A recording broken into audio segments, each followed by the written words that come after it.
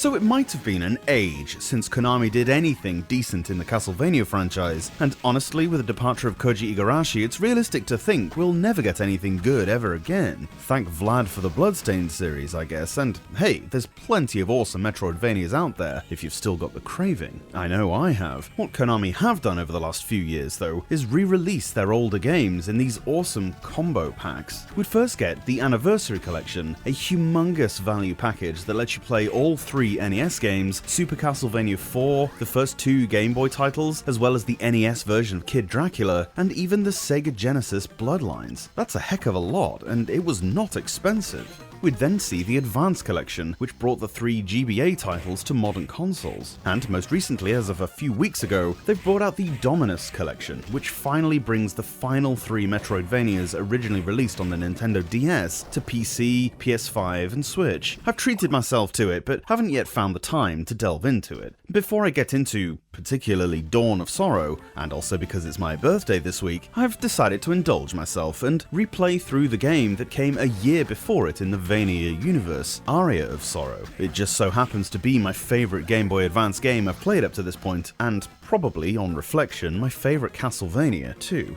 If I'm going to play it, it might as well be for the channel too, right? The third and final Game Boy Advance game to be released takes a completely different tack from Circle of the Moon when it comes to chronology. Where that one is set, much like the vaunted Symphony of the Night, in the 1800s, Aria actually travels forward into the future for the first time ever. We're in Japan in 2035, the day of the first solar eclipse of the 21st century. Odd to think we're closer in time to that event than we are the release of this game, but I digress. High school students Soma Cruz and Mina Hakuba are watching the astral phenomenon at Hakuba Shrine when all of a sudden they are both transported into the eclipse. They awake inside Dracula's castle, where they meet Dracula hunters Genya Arikado, Yoko Belnares, and the amnesiac Jay. Soma agrees to help them defeat the resurrected Dracula, who it appears at first has manifested inside a man named Graham Jones. Trippy stuff, right? Cycling back a little bit, this mysterious Jay character actually turns out, spoiler alert, to be one Julius Belmont, ancestor of the famed Belmont clan of vampire hunters who've re-emerged after a 2-century absence. In fact, Richter Belmont from Symphony was the last Belmont whose whereabouts was known before this, with various organizations taking up the mantle, such as the Order of Ecclesia. Make sure you play that game if you get the Dominus Collection, by the way. And of course the Belmont's tangential cousins, the Morrises. Julius fulfilled a great prophecy laid forth by one Nostradamus that he would forever seal Dracula away in 1999 with the help of the Hakuba clan inside a solar eclipse that happened in Eastern Europe on August the 11th of that year, presumably sealing himself in the castle too in the process. Castlevania titles have always been on their own island when it comes to lore and the interweaving of their chronologies between titles. The series might jump all over the place timeline-wise, but usually they manage to not only keep the endless cycle of destruction and rebirth intriguing, but avoid plot holes and stuff, with only the occasional retconning or non-canoning of outlying titles that didn't quite fit for whatever reason. Throughout this massive world, you'll find lots of drops. There are many different kinds of weapons, although perhaps strangely there's a distinct lack of whips. Soma's not a Belmont after all, and so favours swords of all kinds. There are some that attack quickly but have a short range, and others that are a bit slower but swing in an arc above the player's head. These are very useful for hitting stuff in the air, and also the candles that drop hearts or coins. There are plenty of armour and accessory drops as well, and these can be equipped in the other 2 slots on the character screen, one for main body armour like breastplates or full body outfits, and another for things like scarves, rings or amulets. These can be bought in the periodically upgrading shops, or can be dropped by the enemies from the more than 100 strong bestiary. Monsters can have a common drop and a rare one, not all of them do, and often these rare drops will hide the most useful stuff, or at least the stuff that you can flog to the shopkeeper for the most cash. There are loads of items to find, not just the armor and weapons. You'll find loads of different food and drink drops. Typically these will increase your HP and MP, but note if you find one called something like rotten meat, it'll actually damage you.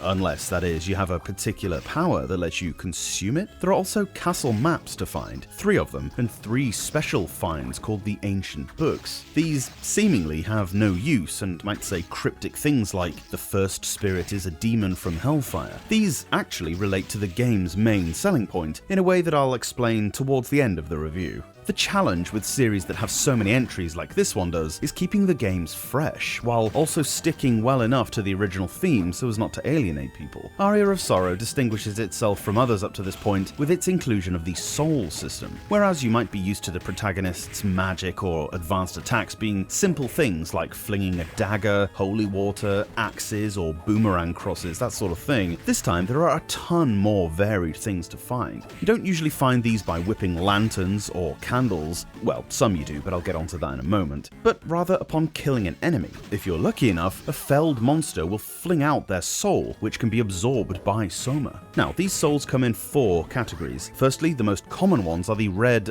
bullet souls, which once obtained, you can allocate to the red slot and will perform some sort of attack related to that enemy when you press up and B at the same time. These take a specific MP cost each time you use them, and could be anything from an arcing bone, one of the axe armor's rebounding axes, a barrage of feathers, or even summoning a familiar. These are perhaps the most similar to what you'd see in other Castlevania games, but they're way more numerous. There are like 55 different ones. The second category is the blue Guardian Souls, which grant you certain transformational, defensive, and offensive abilities. They typically drain your MP over time and are activated by either toggling or holding down the R button. They'll do things like pull up a fiery shield, spawn a death scythe, restore your health, or even generate other familiars. Third are the yellow Enchanted Souls. These don't actually use any magicka, but instead give a passive buff to stats, give curse or poison immunity, or even make purchasing items from Hammer's shop cheaper, stuff like that. My particular favourite early soul to grind for is the Peeping Eye one, which will show you where all of the secret rooms are by way of this pulsing circle, meaning you don't have to mindlessly attack every wall you find. Each soul has its own drop rate. Some are very common, whereas others will take some grinding, or luck, and the chances can be increased by augmenting your own luck stat in some way. Probably the most important souls, and ones you can't actually do without, are the grey ability souls. These are your typical Metroidvania keys that you need to obtain in order to progress past certain areas in the game. Obviously you don't want to miss these, so they're usually not found by killing enemies, and the ones that are guaranteed drops. Every now and then you'll see these glowing lantern things that stand out from the rest of the decor. Attack it to gain whatever ability is stored inside. They'll give you stuff like your slide ability, the double jump, and so on. The giant bat and flying armor Guardian Souls let you turn into a bat and glide across gaps respectively, and the Undine and Skula Enchanted Souls let you walk on top of and under the water. You'll notice on the soul select screen that you can actually house multiple of each soul. You never need to do this. Dawn of Sorrow on the DS introduced this idea where holding more than one of a certain soul would increase the effect of it, but here all they're really there for is trading via the link cable, although once you get the Headhunter soul from that boss, you actually get passive stat boosts for every 16 souls you have, and can rack up some nice bonuses this way. Otherwise, just get one of each. It is worth grinding for all of them too, even if you never use them, because if you do, you can then find the Chaos Ring, which grants you infinite MP. Kinda broken, but the legwork needed to get it means you'll probably be stupidly over-leveled by that point anyway.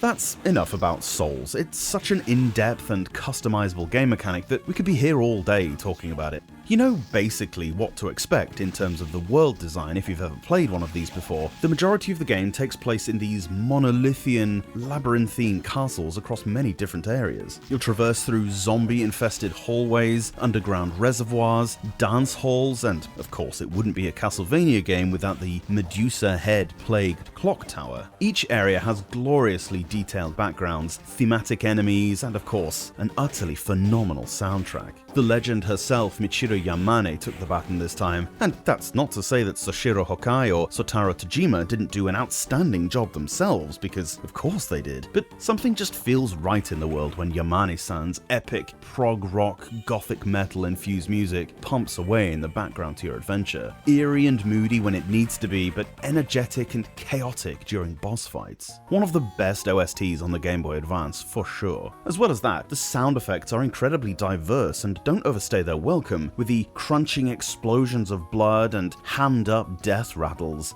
It's all just so well done. The art design is certainly brighter than Circle of the Moon too, which could definitely be said to have struggled with the darker GBA screen in places. Symphony of the Night character designer Ayami Kojima returned for Harmony of Dissonance as well as Aria, and as a result, the sprites look so much livelier and reminiscent of that PlayStation classic than Circle. There are loads of other game modes too once you've completed the first one, such as a hard mode, being able to play as Julius, a no souls game where you need to rely on just your weapons, a boss rush, tons and tons of content to keep you going. What's most striking to me, and what keeps me coming back to Aria of Sorrow more than just about any other Castlevania game, is its excellent, addictive gameplay that evolves more and more as you go through the storyline and uncover more soul skills. It's a long game, that's for sure, but one that encourages you to explore every nook and cranny and grind to get every soul. You're gonna have to if you want to see the true ending, by the way. If you don't want plot spoilers, turn the video off now, I won't be mad.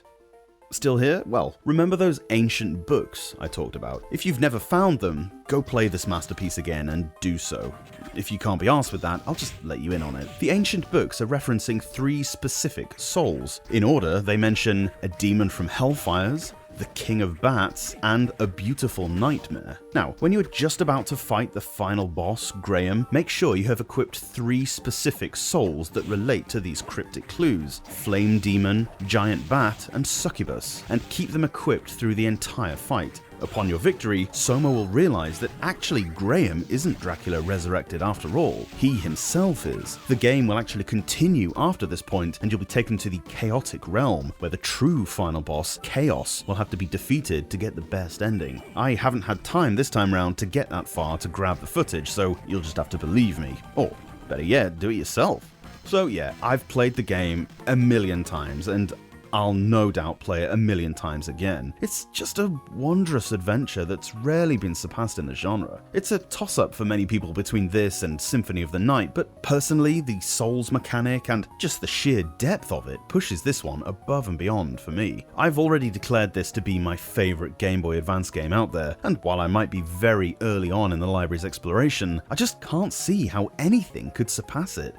Happy birthday to me, I guess. Oh yeah, and lore-wise, if you're wondering, there is actually scheduled to be a solar eclipse visible in Japan on Sunday, September 2nd, 2035. I'll see you there, yeah?